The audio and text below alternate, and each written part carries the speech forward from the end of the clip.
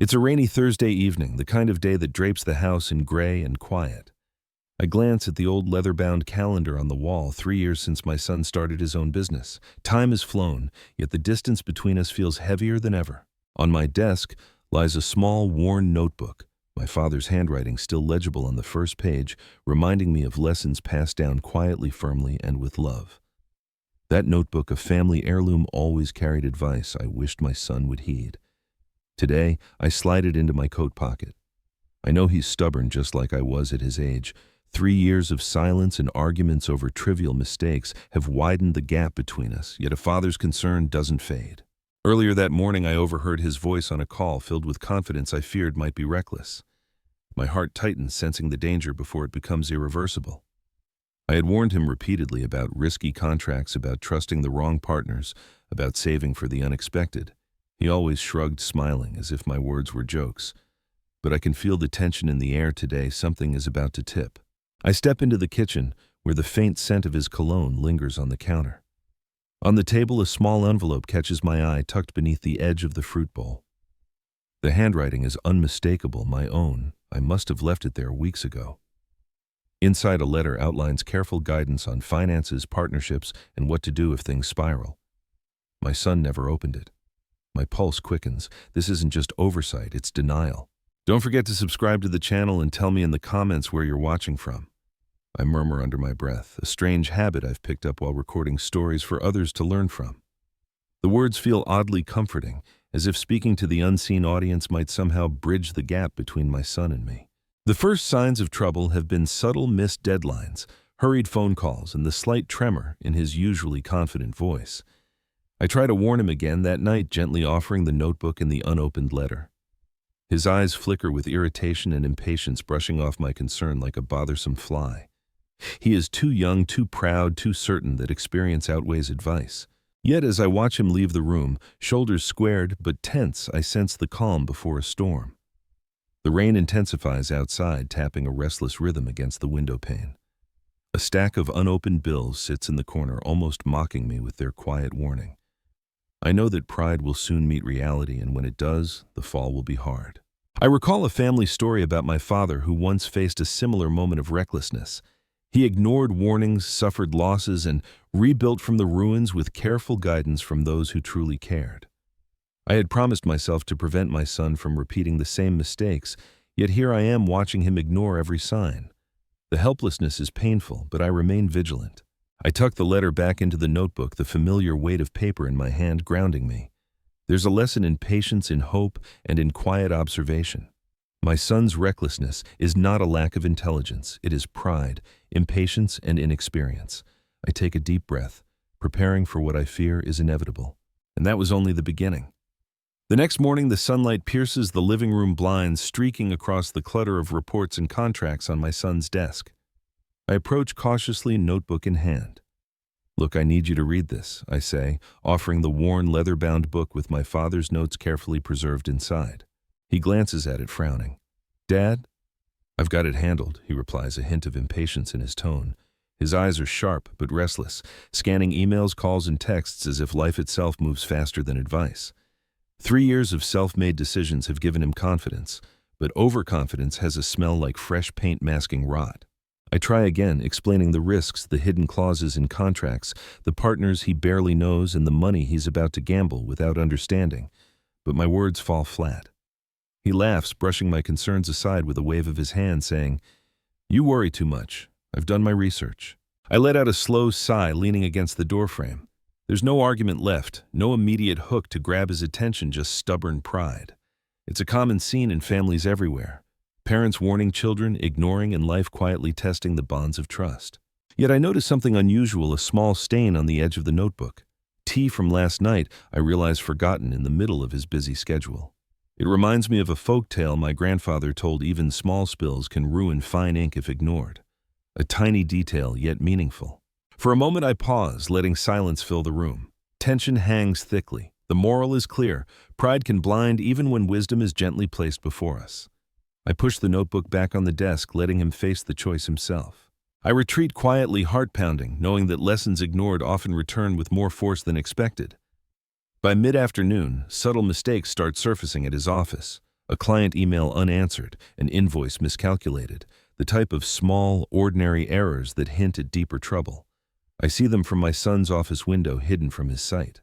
I remember a quirky fact from an old business magazine.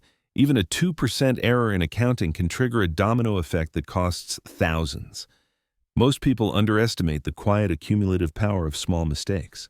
I try to remain objective, observing rather than intervening. It's tempting to step in, but experience tells me the lesson is stronger if he stumbles and realizes the consequences himself. Yet my gut tightens. Risk and carelessness are coiling together, and I sense the rope might snap soon. The moral hits me hard. Wisdom ignored is opportunity lost. I sip a cup of cold coffee, letting the bitter taste anchor me in the present while I watch events spiral. Silence speaks louder than words in moments like this. That evening, my old friend calls. "Be careful," he warns, voice low. "Your son is heading down a path that could ruin him." I nod silently, though he can't see me. I already knew, but hearing it from an outside perspective sharpens the image of danger. Friends often see what family can't, especially when pride clouds judgment. A strange historical fact floats into my mind. In medieval times, letters of caution often saved heirs from bankruptcy. Modern life is no different. Warnings are timeless tools. I pause after the call, reflecting. Pride and stubbornness can endanger not just the person but the family's legacy. I glance at the notebook again, feeling the weight of responsibility heavier than ever. The next morning I confront him gently. "I'm worried about your decisions," I say. His face tightens. "You don't understand," he snaps. "I can handle it myself."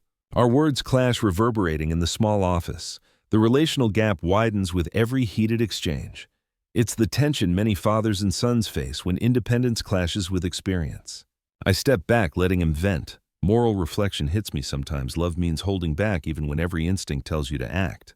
Silence fills the room. My heart pounds a pause before the storm. Later that evening, I find myself pacing in the quiet hallway, glancing at the faint glow of my son's desk lamp through the half-open door. Something catches my eye, a bank statement peeking from beneath a pile of papers, a subtle clue that even the most careful observers might miss. Curiosity mingles with dread. I pick it up discreetly. The numbers don't lie. A few transactions unnoticed by him have already set the stage for serious consequences. It's astonishing how small oversights compound like water wearing down stone. I think of a quirky anecdote from a financial blog. An executive once lost millions simply by ignoring a misplaced decimal point. Ridiculous, yet plausible. Life has a strange way of echoing these tiny errors into catastrophic events. I sit quietly in the kitchen, sipping lukewarm tea. The moral is clear: vigilance matters, but sometimes the lessons arrive silently in small, almost invisible hints. I resist the urge to immediately confront him. The tension is palpable. I can feel it like static in the air. The lesson must hit him naturally, or the stubborn pride that defines him will dismiss my concerns again. I glance at the letter I left earlier, still unopened on his desk. My father's words echo in my mind. Wisdom is like water. It flows where it will, but it cannot be forced. The rain outside intensifies, drumming on the roof, a reminder that time and pressure wait for no one. The next move must be calculated. And yet the gnawing anxiety lingers. I wonder how long it will take for him to recognize the danger he's already stepped into. Dinner that night is quiet, almost painfully so. The usual chatter and clinking of cutlery are replaced by a tense stillness. I notice my son pushing his food around the plate, eyes darting to his phone every few seconds. The glow of the screen reflects the worry I feel, though he seems unaware.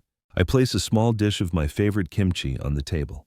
Its tangy, fermented aroma fills the air.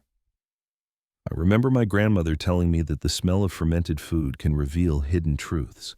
It seems trivial, almost superstitious, but somehow tonight the scent feels loaded with significance. I attempt to break the silence gently. I found some documents today. Small mistakes. Nothing huge yet, but they could lead to trouble if ignored. My son stiffens, staring down at his plate. His fork hesitates mid-air, an unconscious pause that tells me he senses something is off. A mainstream fact comes to mind. Research shows that subtle nonverbal cues during meals can indicate stress or impending conflict within a family. I realize this tension isn't just in the numbers or contracts. It's in the room, in our bodies, in the unspoken awareness of looming consequences.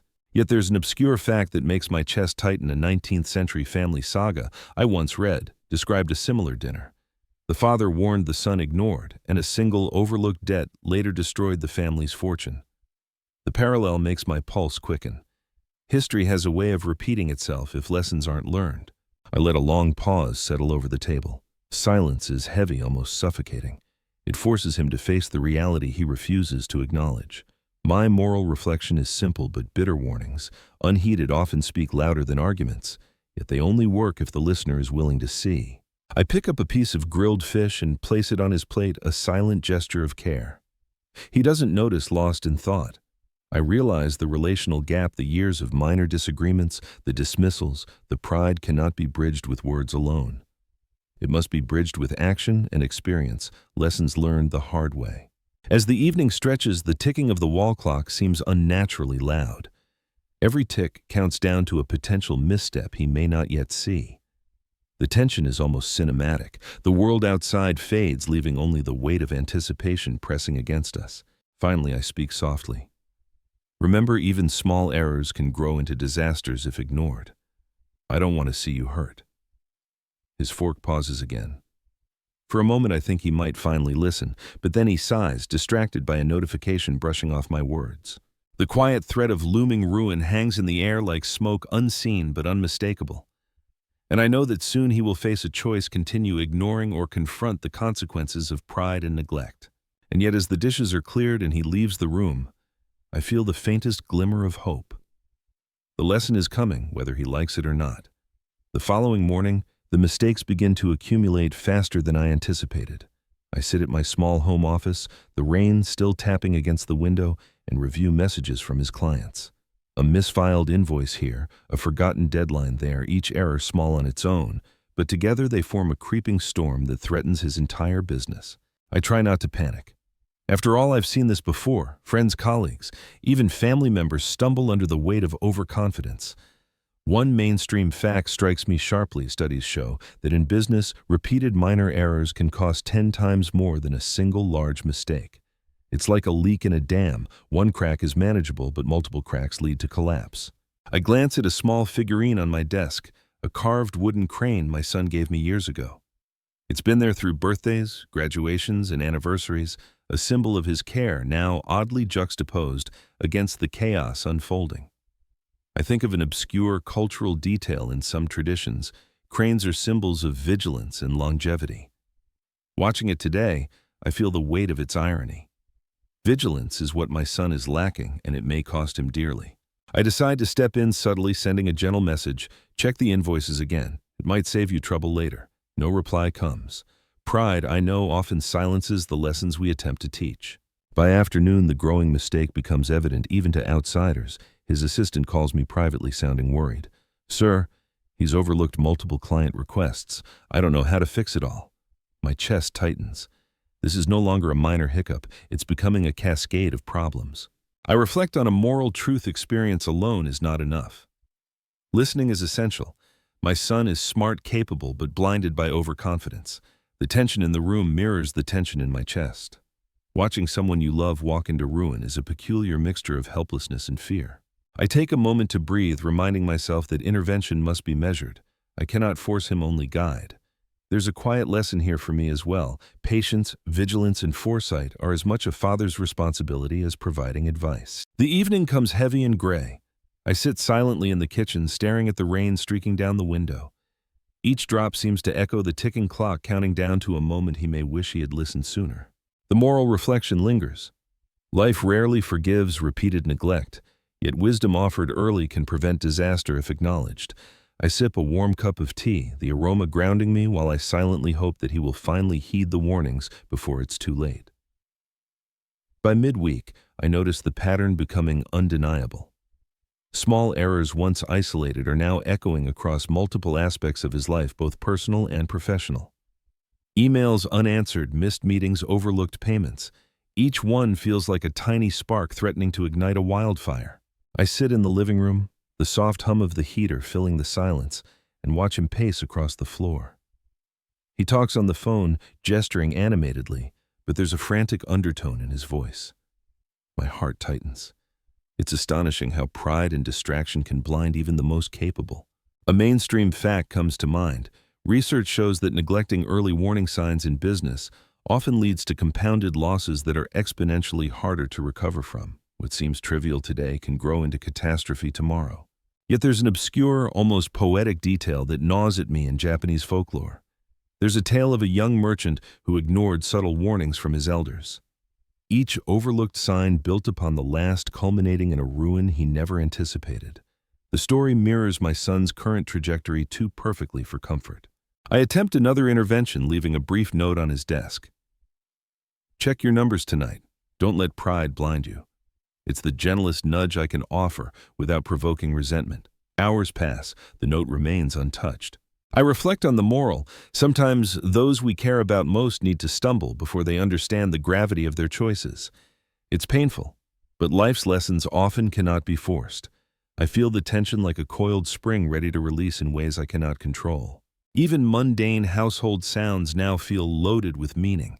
The tick of the clock, the distant rumble of traffic, the hum of the refrigerator. Each one echoes the silent warning signs multiplying around my son. He is unknowingly building a chain of consequences step by step that could soon trap him. I glance at the small framed photograph on the wall, a younger version of him smiling innocently during a family picnic. I remember the lesson I always tried to impart: wisdom is more valuable than speed, patience, stronger than pride. But he is still racing ahead, ignoring the guidance placed before him. As evening falls, the house feels heavy, almost oppressive. Every unchecked mistake seems to reverberate a quiet reminder that ignoring the signs can have devastating consequences. I take a deep breath and remind myself the coming days may be harsh, but guidance offered patiently will remain a lifeline if he chooses to grab it. The moral lingers: repeated neglect, though tempting to dismiss, will compound. Vigilance and attentiveness, though subtle, can avert ruin if acknowledged. Silence hangs in the air, the calm before the storm. The phone rings just as the sun dips below the horizon, casting a dim amber glow across the living room. I answer, expecting a routine call, but it's his manager voice, tense and hurried. "Sir, there's been an incident," he says, barely pausing to breathe. "Your son, he's at risk of losing a major client if we don't act immediately." I grip the receiver tightly. My stomach knots, a visceral reminder that pride ignored can spiral into disaster faster than anticipated. 3 years of stubborn confidence, 3 years of ignored advice, and now the consequences are beginning to speak louder than any words I could offer. A mainstream fact strikes me. Research in organizational behavior confirms that early intervention in professional mistakes prevents cascading failures. But once errors compound, the cost multiplies exponentially. The urgency in his manager's voice confirms that we've reached that tipping point. I pace the room, feeling the weight of the impending crisis. My son, brilliant yet reckless, has a pattern of ignoring subtle warnings, and now the external pressure is forcing reality into his hands. An obscure memory surfaces, an old story about a 19th century banker who ignored minor miscalculations in ledgers. Each small error was overlooked, each warning dismissed, until one day the bank collapsed entirely. Families ruined, livelihoods destroyed. I shudder at the parallel. History has a way of repeating itself for those who fail to listen. I dial my son immediately.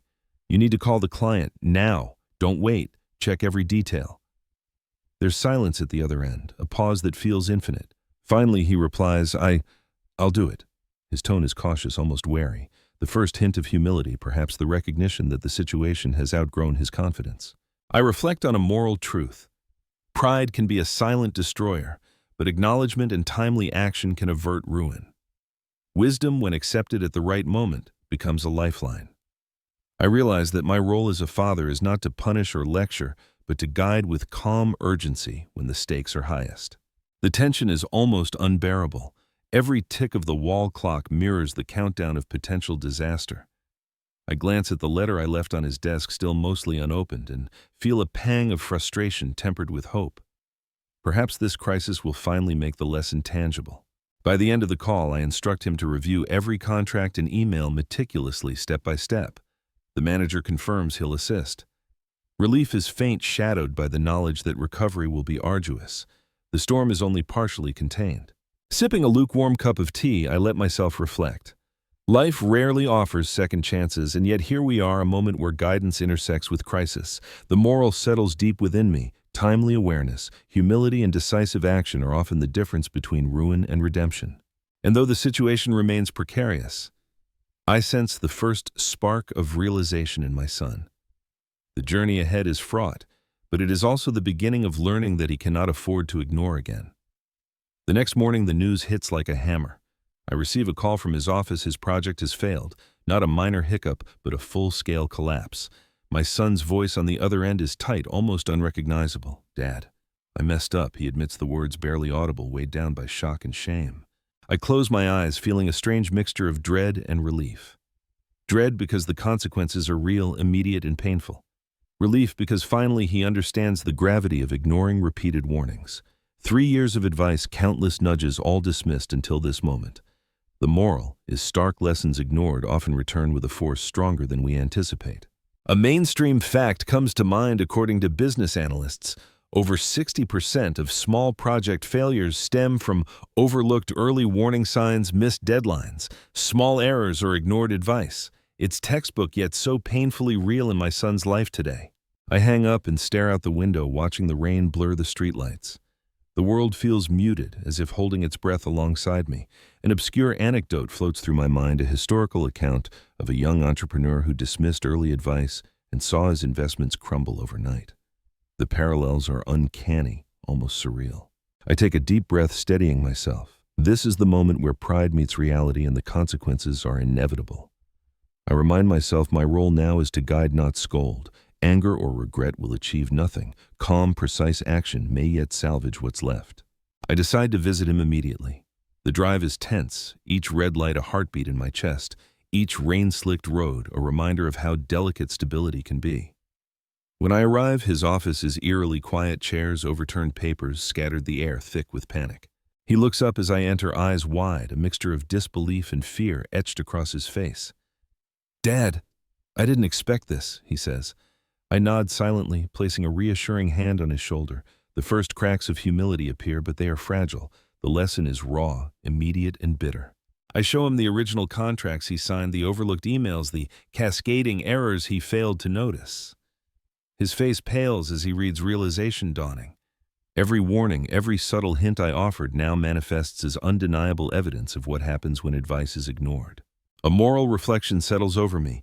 Pride can blind even the most intelligent, but true understanding often requires the confrontation with failure. And though the collapse is painful, it is also the foundation upon which growth begins. The day stretches on, heavy and slow. I stay by his side, helping him sort, prioritize, and stabilize the situation. It's exhausting, but necessary. The first collapse, though, devastating, becomes a catalyst, a brutal yet essential teacher. By nightfall, the immediate danger is mitigated, but the repercussions will echo for days. My son sits quietly, shoulders slumped, finally absorbing the reality of his mistakes. The tension in the room is tangible, yet beneath it lies the fragile spark of comprehension. And in that quiet, after hours of painstaking repair, I know one thing with certainty: lessons ignored return often mercilessly. But they can also plant the seeds of resilience. After the collapse, I can't sleep. The house is quiet except for the soft hum of the refrigerator and the occasional drip of water from the kitchen faucet. My mind replays every misstep, every ignored warning, every small sign my son overlooked. Something tells me there's more lurking beneath the surface, one overlooked detail that could explain the full extent of the damage. I return to his office, careful not to wake him. Papers are strewn across the floor, the room a chaotic testament to a mind overwhelmed by consequences. My eyes catch a folder tucked beneath the corner of his desk, half hidden and nearly forgotten. The handwriting on the label is unfamiliar, a contract he signed without reading thoroughly. I pick it up slowly, the weight of it heavy in my hands. Inside, clauses I had previously warned him about leap off the page. Penalties, hidden fees, obligations he had no idea existed. The mainstream truth is inescapable. Hidden clauses in contracts are a common cause of financial disaster, even for those with experience. Ignorance in this case is costly. An obscure, almost poetic fact crosses my mind. In old merchant guilds, apprentices were taught to check every seal, every line of text for hidden traps. Those who ignored the fine print often faced ruin, not immediately, but inevitably. My son's situation mirrors that historical lesson perfectly. I feel a tight knot in my chest. This document is the smoking gun, the final piece that reveals why the first collapse happened and why the errors multiplied. It is proof that advice ignored carries consequences far heavier than imagined. I wake my son gently. "Look at this," I say, placing the folder in front of him. His eyes widen as he flips through the pages, horror dawning. I didn't realize," he stammers. His pride, once impenetrable, is now pierced by the stark clarity of fact. I take a deep breath, reflecting on the moral truth. Sometimes the consequences of ignorance must be seen, touched, and felt before they can be internalized. Lessons unheeded are often hidden until the moment they manifest with full force. The tension between us is thick, yet there is a new thread woven into it, a tentative understanding. He begins to grasp the importance of vigilance, careful review, and humility. The obscure lesson of centuries past resonates here. Careful observation and respect for detail prevent disaster. We spend hours dissecting the contract, annotating and strategizing. The room is filled with a quiet intensity punctuated by occasional sighs and the scratching of pen on paper. Each correction, each adjustment is a step toward recovery, but also a stark reminder of the cost of neglect. By the time we finish, the first light of dawn is creeping through the blinds. I glance at my son, exhausted but sober, and feel a complex mix of relief and sorrow. He has learned a harsh lesson, one that will stay with him far longer than any lecture or admonition could have. And in that quiet morning, I know this hidden document, once ignored, has become a pivotal turning point, a tangible embodiment of the wisdom he failed to heed until reality made it unavoidable. The afternoon sun slices through the blinds, casting long, harsh lines across the floor of his office. I walk in, documents in hand, heart heavy yet resolute. My son is there, pacing, his face a mixture of frustration, guilt, and lingering pride. The room feels charged electric, as if the walls themselves are bracing for impact. "I can't believe this," he finally bursts, throwing a stack of papers onto the desk. "Why didn't you just let me handle it? I was managing fine until now." His voice trembles. Half anger, half desperation. I stay calm, taking a measured breath. "I warned you countless times," I reply steadily. "Every small error, every overlooked detail, I tried to guide you. But you dismissed it all." The words are calm, yet they carry the weight of years of concern. A mainstream fact surfaces in my mind in familial business dynamics. Unresolved conflicts combined with ignored advice can lead to irreversible rifts, sometimes more damaging than financial losses themselves. I feel that tension palpably now. But there's also an obscure lesson from an old Korean folktale. A son who ignored his father's counsel faced ruin, but only by acknowledging the guidance and acting could he hope to rebuild. I realize that this moment, the argument, is the pivot point between collapse and potential redemption. "I wasn't dismissing you," he shouts, tears threatening to spill. I didn't realize it would be this bad." His voice cracks, revealing vulnerability beneath the veneer of defiance. I step closer, letting the silence stretch for a heartbeat before speaking. "Sometimes you must experience the consequences to understand the value of guidance. It's not punishment, it's preparation. Pride can be a teacher, but only if you survive its lessons." The tension hangs thick, each second stretching into eternity. My son glares at the documents, tracing the mistakes with trembling fingers. His pride wavers, flickers, then bends. This is the fragile space where understanding is born, painful, uncomfortable, but transformative. I reflect on the moral confrontation is not about winning. It is about revealing truths that must be faced. Wisdom ignored may provoke anger, yet only by acknowledging it can growth begin. The argument subsides into tense silence. I sit beside him, placing a hand on his shoulder. The storm has passed for now, leaving in its wake a fragile acknowledgement. He looks at me, exhausted, humbled, and the first real sign of comprehension shines in his eyes. Even mundane details, the scattered papers, the ringing clock, the dim light falling across the desk, feel symbolic. They mark the end of denial and the start of acceptance. I realize that pride, once shattered, can pave the way for humility. As the sun sets, painting the office in shades of gold and gray, I know the lesson is now firmly rooted. The argument, though heated, has served its purpose, breaking through stubbornness, forcing recognition, and opening the path to recovery. And in that quiet aftermath, I feel the first real sense of hope. The journey is far from over, but the crucial pivot has been made. The next steps, rebuilding trust, repairing damage, will define the future, and finally my son may begin to understand the cost of ignored advice. The night feels unusually still, almost suffocating, as I sit at the dining table with a pile of documents spread before me. My son has retreated to his bedroom, exhausted and silent after our argument. I begin reviewing his finances more closely, a careful, methodical scan. At first glance, the numbers seem manageable, but then I notice several unrecorded withdrawals, forgotten bills, and hidden debts that he never mentioned. My chest tightens. These aren't just small oversights, they are ticking time bombs. I realize the stakes are higher than I imagined. A mainstream fact hits me sharply. Financial oversight, especially in young entrepreneurs, is the leading cause of bankruptcy and stress-induced health issues. Even experienced professionals can fall prey to hidden liabilities if vigilance lapses. I lean back in my chair, the soft glow of the table lamp reflecting off the polished surface. I remember a quirky detail from a case study I once read. A single overlooked loan in a family business nearly destroyed 3 generations of wealth. Sometimes the smallest, most secreted numbers carry the greatest power. I consider confronting him immediately, but the timing feels wrong. His pride is still fragile, and an aggressive approach might push him back into denial. Instead, I make a quiet plan, gather every piece of evidence, every number, so that the truth can no longer be ignored. The moral is unmistakable. Transparency and honesty are the foundation of trust both in family and business. Without it, even the smartest decisions can unravel. I feel the tension coiling around me like a heavy rope, the weight of responsibility pressing down. Hours pass. I cross-reference bank statements with contracts, noting discrepancies, hidden fees, and debts that could have easily gone unnoticed. The gravity of the situation sinks in. These are not simple mistakes. They are consequences of prolonged neglect and unchecked pride. Finally, I sit back, exhausted but resolute. I know the conversation with him tomorrow will be difficult. He must face the reality of hidden liabilities, the very consequences he had long ignored. And though I fear his initial reaction, I also recognize that this confrontation is necessary. I glance at the old notebook with my father's advice tucked nearby. Each page, each note now seems prophetic. Wisdom unheeded has created this tension, and only by facing it head-on can we hope to recover. I take a deep breath, feeling both fear and resolve. The stakes are high, the lesson hard, but the path to redemption is still within reach if humility and action follow. The night stretches on quiet except for the soft ticking of the wall clock. Every second reminds me that time is both a healer and a punisher, and I know the next morning will bring the difficult confrontation that may determine the course of everything. The morning light filters through the curtains, pale and tentative, as if the day itself is hesitant.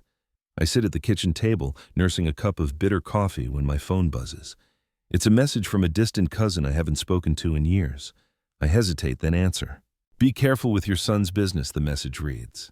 I've seen similar situations before. Sometimes pride blinds even the brightest minds. If unchecked, it could cost everything. I pause, my heart tightening. This cousin, once a peripheral figure in our lives, suddenly becomes a voice of reason I cannot ignore.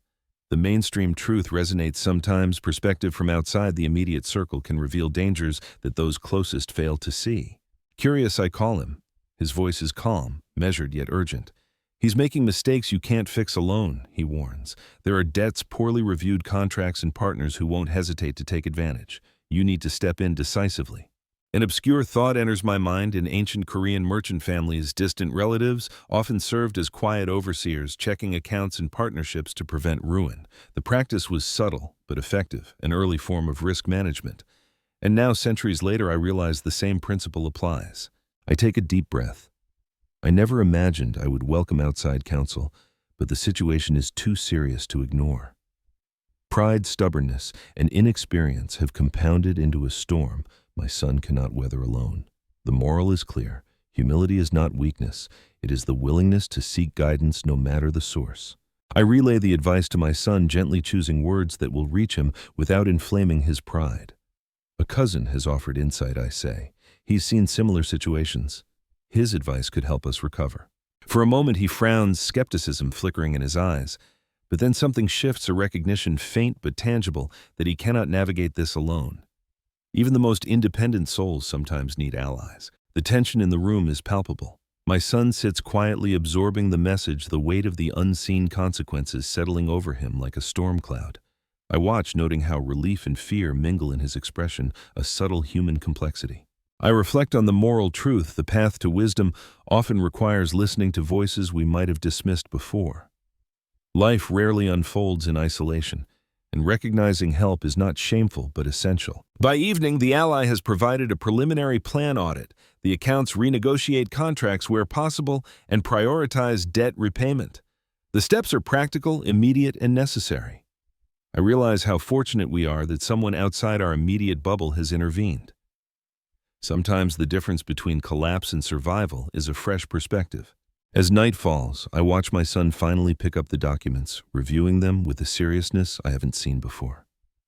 Pride has not disappeared, but humility is beginning to take root. The seeds of comprehension are planted, watered by necessity, and guided by trusted counsel. And in that quiet, dimly lit kitchen, I feel the faintest sense of hope. The storm isn't over, but with unexpected allies and newfound humility, the path to recovery begins to reveal itself. The following morning, I accompany my son to his office. The air is heavy with anticipation, the faint smell of coffee and paper mingling with a tension that seems almost physical. Today, he must face the consequences directly. His partner is waiting, and I can feel the storm brewing before it even arrives. The meeting starts cordially enough, but the undercurrent of strain is palpable. His partner, sharp-eyed and impatient, begins questioning decisions, contracts, and financial choices. The errors we had uncovered are laid bare, each one a testament to neglect and oversight. A mainstream fact presses on my mind in business confrontation with stakeholders after repeated mistakes is often more devastating than the initial errors themselves. Reputation, trust, and future opportunities are at stake. This is precisely what my son is learning. The stakes of ignored advice extend far beyond numbers. I notice my son stiffen, his confidence wavering as his partner's words cut through the room like a knife.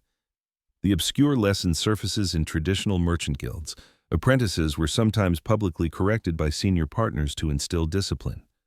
Shame, when properly framed, was a tool for learning, not punishment. Today, the effect is similar. My son's pride is being challenged, yet the opportunity for growth is real. I remain silent, watching him process the barrage of critiques. Each mistake he made now faces scrutiny, leaving him little room to hide. I can feel the tension vibrating in the air like a storm about to break. Then comes the breaking point. His partner points to a contract my son failed to read thoroughly, the penalties, the hidden obligations. If this isn't corrected immediately, we could face legal action. The partner warns, voice sharp. My son's face turns pale, the color draining as the reality of his oversight hits like a physical blow. I step forward gently, placing a hand on his shoulder. You see now, I whisper, why the warnings mattered. He nods faintly, speechless, the weight of responsibility pressing down. It's a quiet acknowledgement, but it's a start. I reflect on the moral consequences are powerful teachers. Pride and inexperience can blind even the most capable, but confrontation, though painful, often catalyzes understanding. Silence and avoidance prolong suffering. Facing truth directly, however harsh, begins the process of redemption.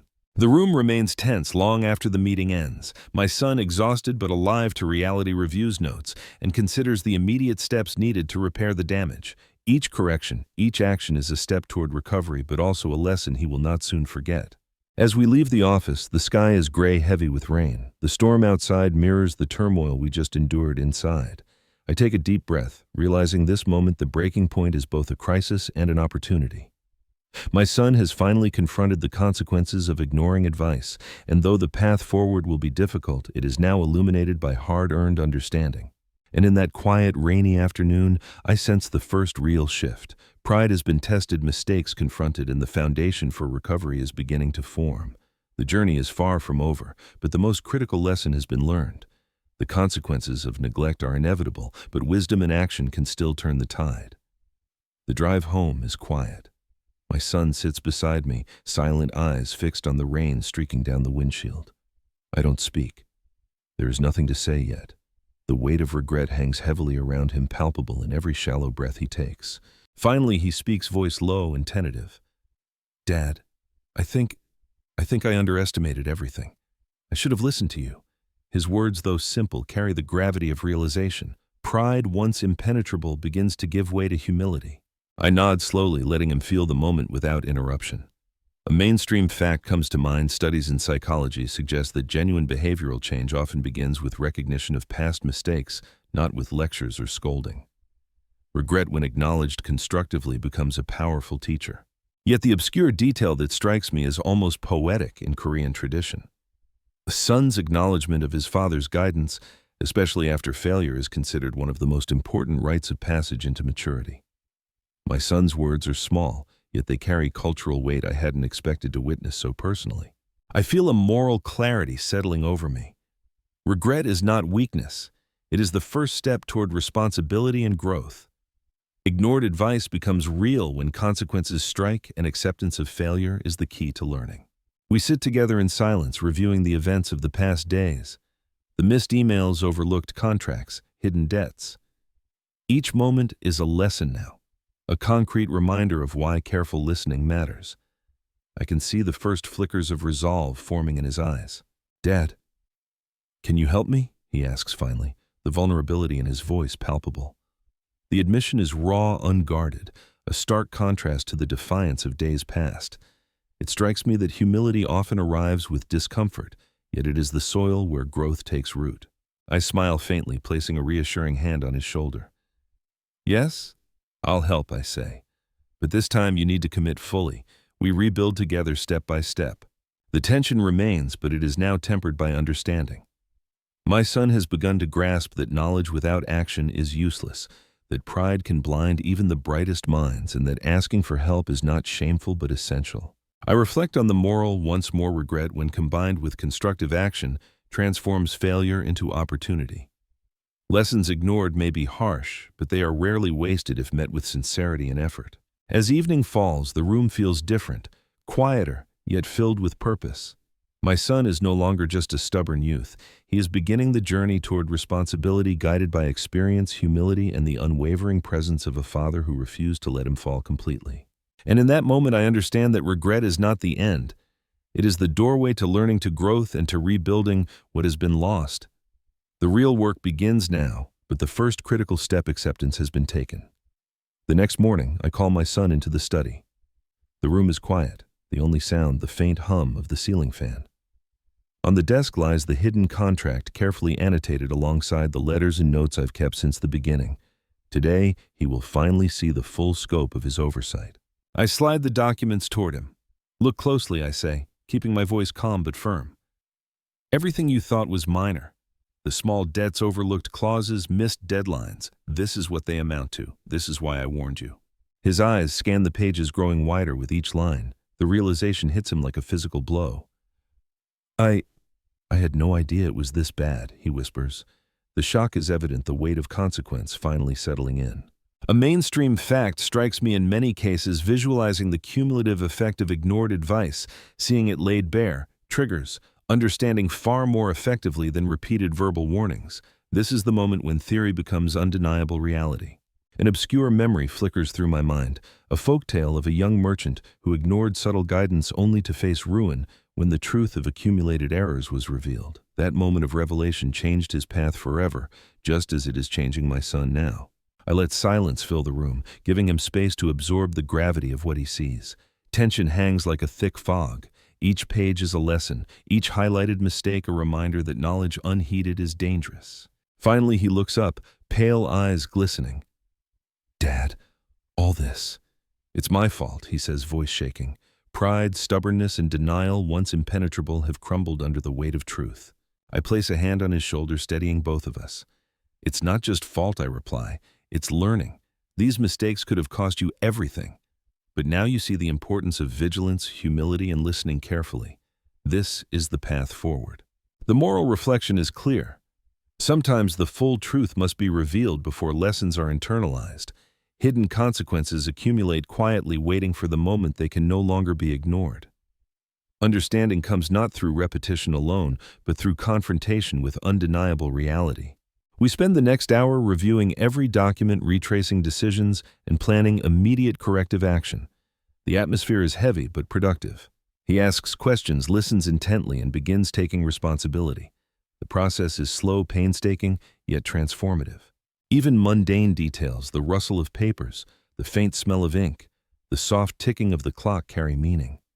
Each sound punctuates the lesson he must now internalize. Pride must yield to prudence, and experience must be paired with careful attention. By the end of the session, the storm of misunderstanding and oversight has begun to settle. My son sits back, exhausted but sober, finally grasping the severity of the lessons he once ignored. The tension remains, but it is now tempered with clarity and resolve. And as I watch him, I know this reveal has done what countless warnings could not. It has transformed abstraction into reality, denial into comprehension, and potential ruin into an opportunity for growth. The journey is far from over, but the critical understanding, the seed of true responsibility, has been planted. That evening, the house feels heavier than usual. The rain has stopped, leaving a cold dampness in the air that seeps through the windows. I find my son sitting alone at his desk, staring blankly at the documents sprawled before him. The weight of realization presses down on him like never before. I should have listened, he whispers, voice barely audible. His hands tremble as he folds the papers neatly, as if the act could somehow undo the mistakes. Pride, once his shield, has given way to raw regret. A mainstream fact comes to mind. Psychologists note that individuals often only internalize the full gravity of advice when faced with tangible consequences. Words, no matter how wise, are powerless until reality intervenes. My son is living proof. I step closer, placing a steadying hand on his shoulder. Regret alone isn't enough, I say softly. You need to act, correct what you can, and learn from what you cannot undo. My voice carries both firmness and reassurance. An obscure reflection surfaces in old merchant guilds. Apprentices who ignored guidance were often humbled publicly before being allowed to continue their trade. The humiliation was painful, but necessary for growth. My son's current regret feels similar, a private reckoning that carries the weight of consequences. He nods slowly, eyes glistening with unshed tears. Dad, all your warnings, everything you said, it was true. His voice cracks, the admission heavy with sincerity. The relational gap that pride had once built now begins to shrink, replaced by understanding and humility. I let him sit in the moment, the tension thick, yet instructive. Lessons too late are often the most profound. They leave marks that last, forging wisdom from experience. I watch as he reviews each document, cross-referencing errors, understanding not just what went wrong, but why and how it could have been prevented. The moral is clear. Wisdom ignored is not wisdom lost. It becomes a teacher, sometimes through the harshest methods. Regret is the recognition of error, but learning from it is the key to redemption. My son is now walking that path painfully, but purposefully. I take a deep breath, feeling a subtle shift in the room. Though the damage cannot be entirely undone, the seeds of responsibility are taking root. He begins to draft corrective measures, making calls, sending emails, and prioritizing urgent matters. The act of engagement replaces the paralysis of regret. Even mundane details, the rustle of paper, the click of keys, the faint scent of ink and coffee, carry a significance now. They mark the transformation from denial to awareness, from ignorance to comprehension. By nightfall, I see in his eyes a determination that was absent before, a willingness to face challenges head-on, informed by the bitter taste of lessons learned too late. The storm has passed, leaving behind clarity, humility, and the first steps toward rebuilding. And in that quiet moment, I know this mistakes once ignored are harsh teachers, but they offer the most enduring lessons. Regret may arrive too late to prevent loss, but it can ignite the resolve to change, to grow, and to never repeat the same errors again. The next morning, the air feels different, still charged with the remnants of yesterday's revelations, but tinged with a cautious hope. My son and I sit together at the kitchen table, documents neatly organized, a plan forming between us. For the first time in days, there is a sense of purpose in the silence. I glance at him, noticing the subtle changes, the furrowed brow replaced by focus, the tight shoulders slightly relaxed, the hesitant pride giving way to determination. It reminds me of a mainstream fact. Trust, once fractured, can be rebuilt, but it requires consistent effort, transparency, and accountability.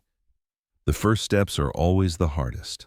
We begin by addressing the most urgent issues: outstanding debts, mismanaged contracts, and overlooked client communications. I watch him carefully correcting small mistakes, but letting him take the lead. The lesson I hope he's learning: responsibility is not about being perfect, but about actively engaging with consequences. An obscure but vivid memory surfaces in medieval Korean merchant families. Apprentices who had erred were allowed to gradually regain trust through incremental responsibility. Mistakes were acknowledged, guidance offered, but the learner was empowered to act. I realize we are following the same principle today, adapted for modern life. See, I say gently, taking ownership is not a punishment. It's the only way to ensure this doesn't happen again. He nods, lips pressed tight, fully aware of the gravity yet committed to the effort. There is tension still. Each step is deliberate, cautious, but now it carries meaning rather than panic. We review each client interaction, draft corrective emails, and contact stakeholders personally. Every action is measured, every decision double-checked. I notice the shift in him. Mistakes now inspire careful thought rather than frustration or denial. The process of rebuilding is also reshaping his character. The moral is undeniable. Trust, whether in relationships or business, is fragile. Once broken, it requires patience, consistency, and humility to restore. Lessons learned through failure are often more enduring than those absorbed through success. By late afternoon, our efforts begin to bear fruit. A few clients respond positively, appreciating the transparency and proactive measures. My son allows himself a faint smile, a small but telling sign that understanding, once internalized, transforms behavior. I reflect quietly on the relational gap that once existed. 3 years of pride and miscommunication nearly destroyed not just his career, but our bond. Now, through deliberate action and acknowledgement, trust is beginning to return stronger because it is earned rather than assumed. Even small gestures, listening carefully, asking for advice, taking responsibility, carry weight now. The mundane act of rebuilding documents becomes a metaphor for rebuilding character and trust. As the evening light softens through the windows, I feel a sense of cautious optimism. The storm has passed, but its lessons remain. My son is learning that recovery is possible only when humility meets action, and trust can be restored only through consistent effort. And in that quiet moment, I realize the journey of rebuilding is ongoing, but the first critical steps have been taken. The foundation for a wiser, more careful future is being laid, one deliberate, conscientious choice at a time. Late that evening, after hours of sorting documents and retracing mistakes, I lead my son into the study. His exhaustion is visible, shoulders slumped, eyes heavy, but there's a glimmer of determination that wasn't there before. I pull a small, worn envelope from the drawer, one he has never seen. "There's something you should know," I say softly, placing it before him. The weight of secrecy hangs in the air, thick and almost tangible. He looks puzzled, curiosity overtaking fatigue. Inside is a plan I had quietly prepared years ago, a backup strategy for emergencies he never knew existed. Investments carefully diversified, a hidden fund for unforeseen losses, contingency measures designed to protect him and the family. It's the secret I had held close, anticipating a time when he would finally understand why caution matters. A mainstream fact strikes me. Risk management is as essential as business acumen.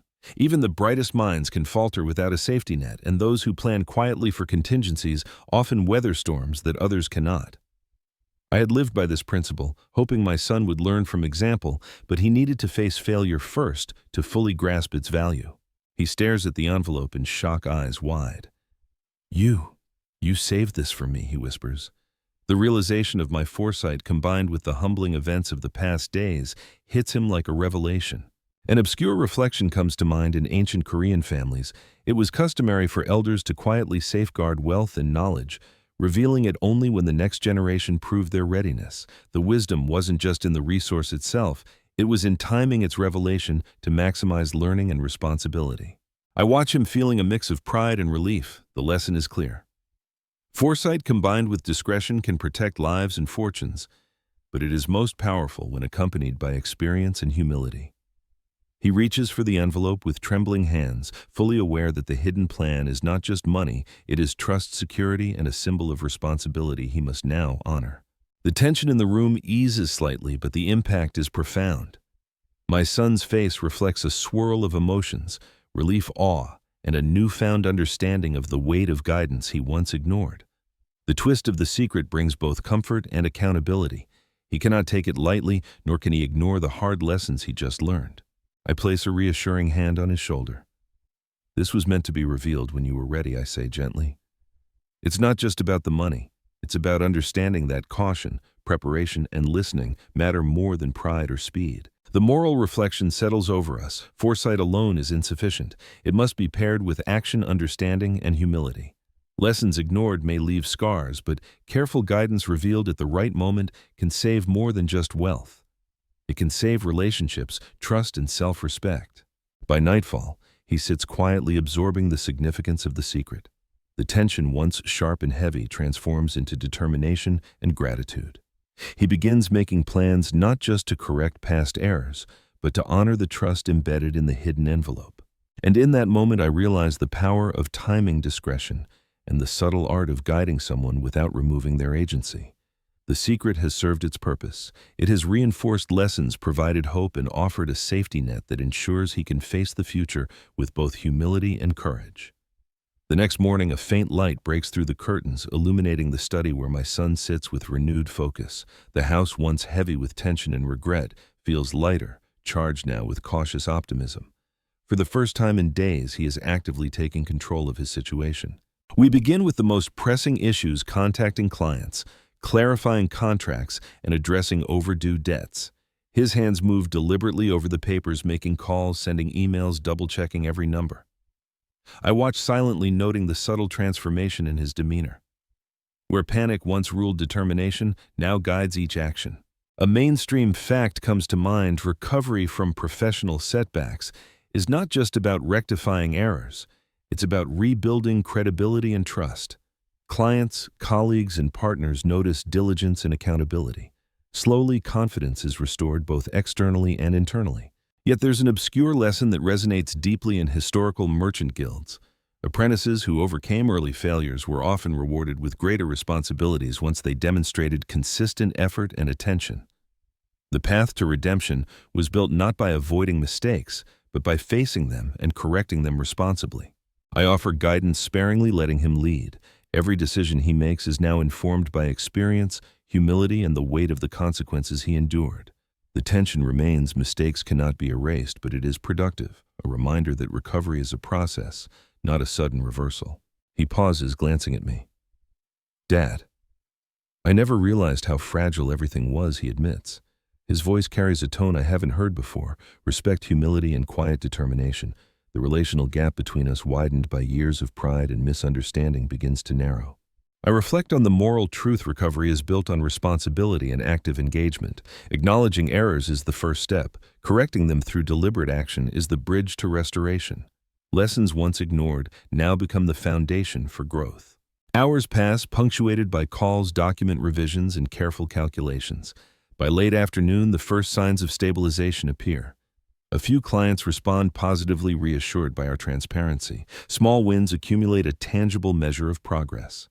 I notice the shift in him. Not only is he recovering his business, but he is also reclaiming confidence, grounded in competence rather than arrogance.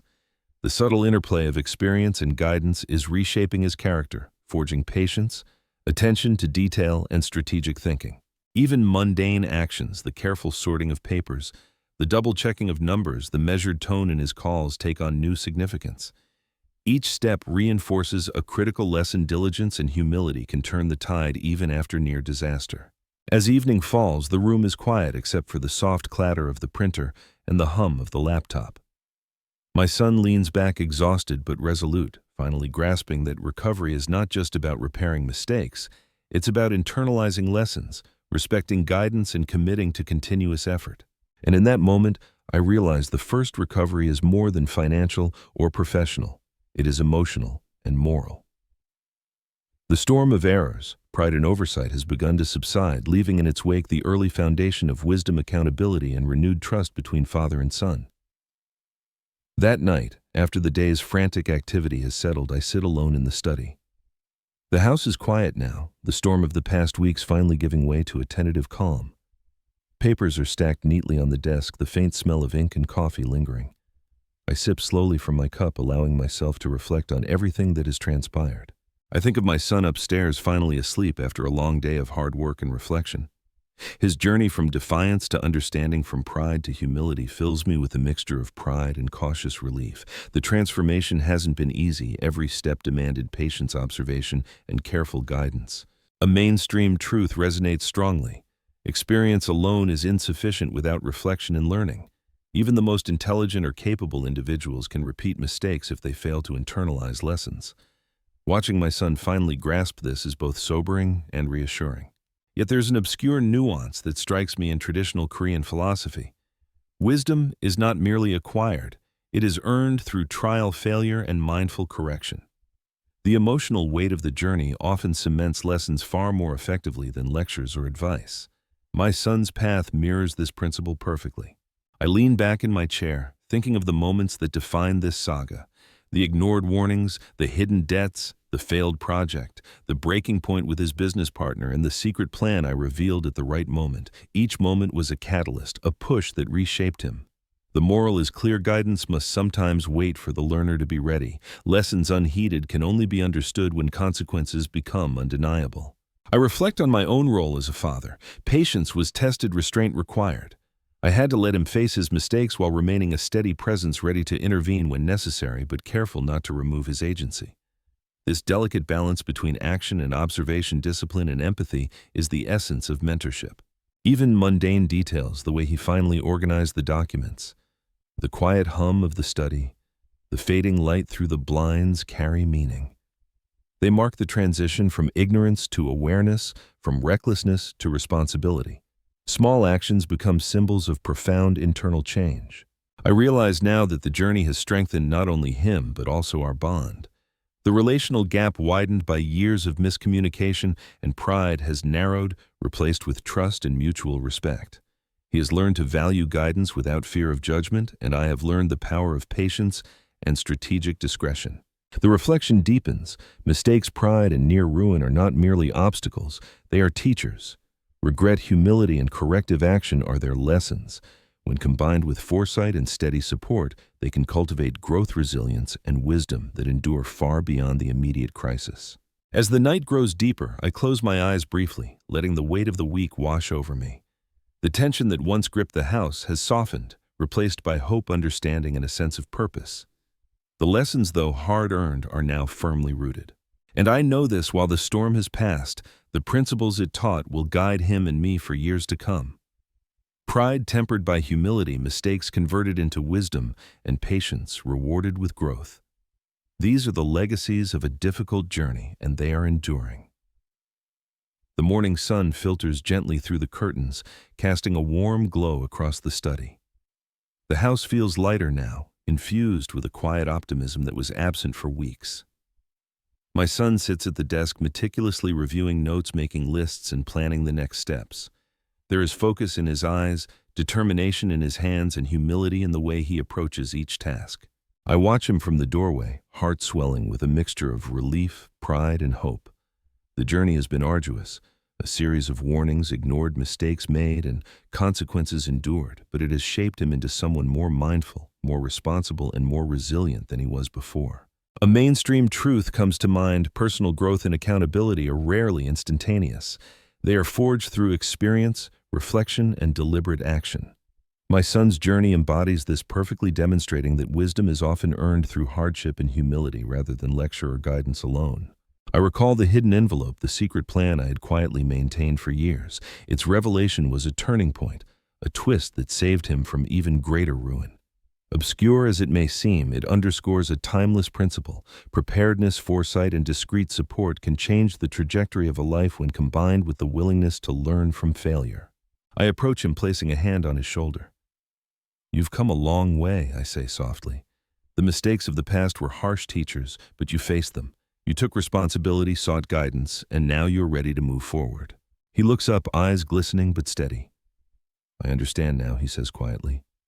"I won't forget these lessons. I'll act differently, I promise." The sincerity in his voice, the gravity of his words strikes me deeply. This is more than a vow. It is the embodiment of a transformation born of experience, regret, and guidance. The moral reflection settles over me. Change is only meaningful when it is conscious, deliberate, and sustained. A crisis can awaken understanding, but the promise to apply that understanding defines the future.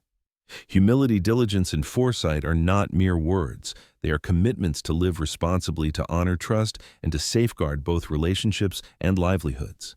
I step back, letting him return to his work. There is a sense of completion, yet also a beginning.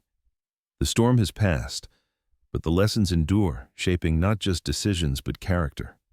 I feel the delicate tension of the past week slowly transforming into a solid foundation for the future. Even mundane details, the neat arrangement of papers, the warm sunlight on the floor, the soft hum of the fan, carry profound symbolism. They represent order after chaos, clarity after confusion, and growth after hardship. Small everyday actions now take on greater meaning, reflecting the internal change that has occurred. As I leave the room, I glance back one last time. My son is focused, calm, and purposeful. The relational gap that once loomed between us has narrowed into trust and mutual respect. The lessons once ignored are now internalized, and the future, though still uncertain, feels navigable. And in that quiet moment, I realize the true reward, the promise of change. It is not merely in words, but in actions, awareness, and sustained effort. Mistakes may have shaped him, but resilience, humility, and commitment will define the life he builds from this point onward. The journey is complete, yet ongoing. And I know with a quiet certainty that he has learned what I could only hope to teach, that wisdom combined with action is the foundation of survival, growth, and lasting trust. And that was only the beginning.